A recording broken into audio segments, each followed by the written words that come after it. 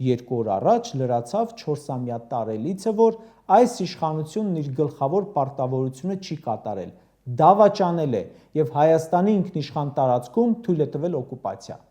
2021 թվականի մայիսի 12-ին թշնամու զինված խմբավորումները ներխուժեցին Գեղարքունիքի մարզ, Վարդենիս, Սյունիքի մարզ, Սևլիճ։ Սկզբում հերքում էին, Տիգրան Ավինյանը ՔՊ ջոկատով գնաց, արծրունություն արեց, զենք հույսին նկարվեց, թե ուրա մենք ստեղ ենք, բան չի կատարվում։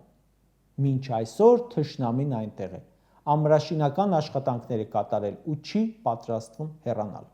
Սևլճից հետո Նիկոլը սովորություն դարձրեց օկուպացիա թույլ տալը ու այսօր թշնամու օկուպացիան գերազանցում է 200 քառակուսի կիլոմետրը։ Սրանք, այսինքն պարտավորություն կրող իշխանավորները, ոչ մի բան չեն արել մեր ինքնիշխան տարածքները հետ բերելու համար։ Հա ասում են ռազմականով հետ չենք բերելու, դե լավ, իսկ դիվանագիտականով, լավով, վատով, գողականով, ինչով ուզեք դրանով վերականգնեք։ Ինչու՞մն է զադзержկան։